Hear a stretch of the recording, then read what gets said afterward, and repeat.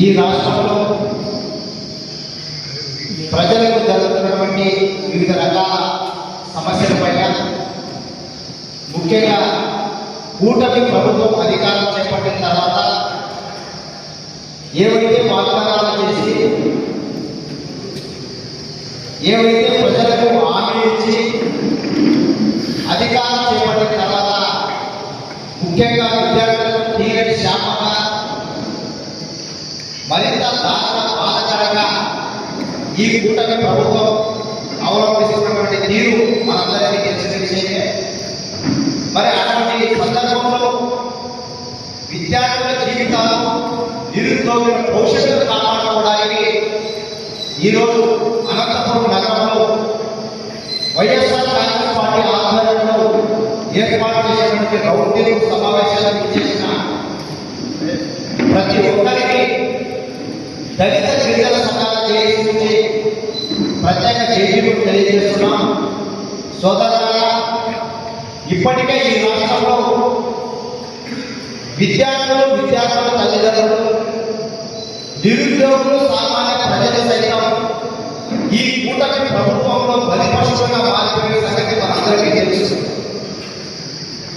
మరి అలాగే ఈ అనంతపురం ఉమ్మడి జిల్లాలోనే ఇద్దరు విద్యార్థులు తీసి 2025-2026 అర్హులైనప్పటికీ వాళ్ళ ఉద్యోగాలు రాకపోతే వాళ్ళు నేటికి ఒకరు బుద్ధివాళ్ళు, ఇంకొకరు కాలు చేయడం లేదు.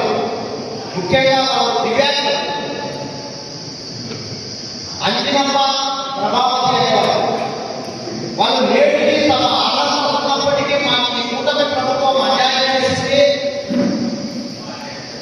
మేము ఫలితాలు సాధించినప్పటికీ డిఎస్సిలో మా ఉద్యోగాలను ముట్టి నిలవడం తప్పు విధానాన్ని అమ్ముకున్నారు, మాకు న్యాయం చేయాలని చెప్పేసి స్వయాన్ని రాష్ట్ర ముఖ్యమంత్రి తనయుడు నారా లోకేష్ గారిని పదే అడిగినప్పటికీ వారికి నేటికి న్యాయం జరగలేదు. మరి అతనితో దివ్యాంగులు ఊరుకున్నారంటే ఊరుకోలేదు. చాలా మంది నిరుత్సాహంలో, లేకుంటే ఈ కూటమి ప్రభుత్వం మాకు అన్యాయం చేసింది, మేమేమి చేసుకోలేమని ప్రభుత్వం ఆగిపోయినా ఆ దివ్యాంగులు మాత్రం ఆగిపోకుండా అనంతపురం నగరంలో కానీ అమరావతి రాజధానిలో సైతం వాళ్ళు నేటికి వాళ్ళ పోరాటాన్ని కొనసాగిస్తూనే ఉన్నారు.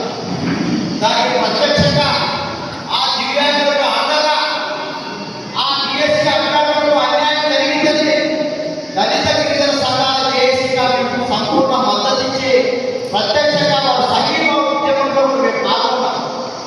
ఈ అనంతపురం జిల్లా కలెక్టర్ కార్యాలయంలో ఈ సోమవారం పీజీఆర్ఎస్లో ఈ దివ్యాంగులు మాకు అన్యాయం జరిగింది, న్యాయం చేయాలని చెప్పేసి పురుగుల మందు తాగడానికి ప్రయత్నం చేశారు. అంటే చూడండి, అర్హత ఉన్నప్పటికీ అన్యాయం జరిగింది, న్యాయం చేయండి అని చెప్పేసి పోరాటాలు చేయడం ఒకటైతే, ఆ పోరాటాలు చేసే వారిపైన ఈ ప్రభుత్వం కక్ష కట్టి అక్రమ కేసులు బలాయించి ఏర్పాటు చేస్తున్నట్లు మనకు తెలుసు. మరి అక్రమ కేసులు పెడితేనో భయపెడితేనో మనం భయపడితే ఈ ప్రజాస్వామ్యంలో బతకలేదు. ఈ కూటమి ప్రభుత్వం ఈ మూడు రాజకీయ పార్టీలు ముక్కసూటిగా ఈ ప్రజలను మోసం చేస్తున్నటువంటి సంగతిని మన ప్రజల్లోకి తీసుకెళ్ళకపోతే ఆ ప్రమాదం మన ఇంటికి చేరుకుంటుంది, మన తల మీద ఇంటి కూర్చుంటుంది అనేది కూడా మనం గ్రహించాలి. దీనికి ఉదాహరణ ఈ మధ్య కాలంలోనే దేశ రాజధాని ఢిల్లీలో నీటి ప్రశ్నాపత్రం లీకేజ్ అయితే వాళ్ళు తెలిపి లేకుండా 27 రోజుల పాటు ఉద్యమాన్ని కొనసాగించారు. వాళ్ళు వ్యక్తుల మీద కాదు, లేకుంటే సామాన్యుల మీద, లేకుంటే ఒక ఎంపీ ఎమ్మెల్యేల మీద కానీ వాళ్ళు పోరాటం చేసింది. ఏకంగా ఈ దేశ ప్రధాని నరేంద్ర మోడీ, ఈ దేశ విద్యాశాఖ మంత్రి ప్రధాని ధర్మేంద్ర మోడీ చేసినటువంటి పోరాటం మనం మర్చిపోయామా? మర్చిపోం. మన కళ్ళతో చూసాం. వాళ్ళ మీద జరిగినటువంటి లాఠీ దెబ్బలు కావచ్చు, వారిని మహిళలు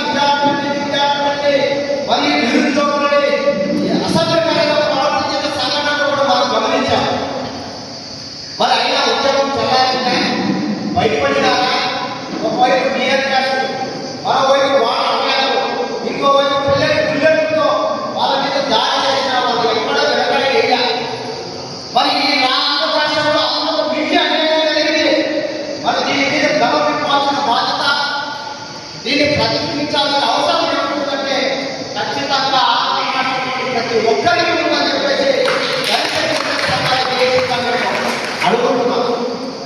మరి దీనికి ఎవరు ఉద్యమించాలి? ప్రతిపక్ష పార్టీగా ఈ రాష్ట్రంలో 42% ఓటు హక్కు కలిగినటువంటి వైఎస్ఆర్ కాంగ్రెస్ పార్టీ ముందు వరుసలో ఉంటే దళిత గిరిజన సంఘాల అన్ని వర్గాల ప్రజలను ఏకం చేసి మీరు చేసే ఈ న్యాయమైన ఉద్యమంలో మేము ప్రత్యక్షంగా పాల్గొంటాం. ఈ కూటమి ప్రభుత్వం తమకు తప్పును తెలుసుకొని ఆలోచనటువంటి విద్యార్థులకు న్యాయం జరిగే వరకు పోరాడాలని చెప్పేసి ఈ రౌండ్ టేబుల్ సమావేశం సందర్భంగా మీకు హామీ ఇస్తున్నాం. ఎందుకంటే ఇప్పటికే వైఎస్ఆర్ కాంగ్రెస్ పార్టీ కొంత ఆలస్యంగా అయినా ఈ విద్యార్థులకు జరిగినటువంటి అన్యాయమైన పోరాటానికి ముందుకు రావడం శుభ పరిణామం. మరి ఈ ఉద్యమాన్ని ఇదే విధంగా ముందుకు తీసుకెళ్లాలని చెప్పేసి కూడా మనస్ఫూర్తిగా కోరుకుంటున్నాం. ఇది ఒకరిని ఇద్దరిని కులానికి మతానికి సంబంధించిన అంశం కాదు, పేద విద్యార్థులకి నిరుద్యోగులకు సంబంధించినటువంటి అంశం. కాబట్టి దీంట్లో ఎటువంటి రాజీ లేని పోరాటం చేస్తే తప్ప ఈ కూటమి ప్రభుత్వానికి కళ్ళ తెరిపించలేమని మనం గుర్తు పెట్టుకోవాలని చెప్పేసి తెలియజేసుకుంటూ, ఏది ఏమైనప్పటికీ డిఎస్సీలో పూర్తిగా అవకతవకలు, అక్రమాలు అడ్డగోలుగా జరిగాయి. అది ప్రభుత్వం నిర్వహించాల్సిన బాధ్యత మర్చిపోయి ప్రైవేటీకరణ రూపాయలకి ఎకరాలకు మనం అనుకున్నట్లుగానే డిఎస్సీ ఉద్యోగాలు లక్షల రూపాయలు అనుకునేది బహిరంగ సత్యం. మరి ఆ సత్యాన్ని మనం ప్రజల్లోకి తీసుకెళ్ళాలి. ఆ డిఎస్సీ అభ్యర్థులకి విద్యా దీవెన కానీ, విద్యా వసతి కానీ, నిరుద్యోగ వృత్తి కానీ ఇవన్నీ పూర్ణమైనటువంటి మాటలు ఈ ప్రభుత్వం గతంలో ఇచ్చిన హామీలు అమలు చేయడంలో పూర్తిగా అలసత్వం, నిర్లక్ష్యం, అబద్ధంగా వ్యవహరిస్తుంది. కాబట్టి దానిని మనం పెద్ద ఎత్తున పోరాటం చేసి ఈ ఆంధ్ర రాష్ట్ర ప్రజలను కాపాడుకోవాల్సిన బాధ్యత మన అందరి మీద ఉంది. అందులో వైఎస్ఆర్ కాంగ్రెస్ పార్టీగా మీరు చేసే న్యాయమైన పోరాటానికి దళిత గిరిజన సంఘాల చేసేగా మా సంపూర్ణ మద్దతు ఉంటుంది. ప్రత్యక్షంగా పాల్గొనడానికి ఈ అవకాశం ఇచ్చినటువంటి పెద్దలకి, ముఖ్యంగా మాజీ ఎమ్మెల్యే ప్లస్ మాజీ ఎంపీ అయినటువంటి అనంత వెంకటరామరెడ్డి గారికి ధన్యవాదాలు తెలియజేసుకుంటూ ప్రతి ఒక్కరికి మరోసారి జైబీతో సెలవు తీసుకుంటున్నాం. Jai Bhim. Hi friends, welcome to V36 news. మా ఛానల్ కి సబ్స్క్రైబ్ చేయండి.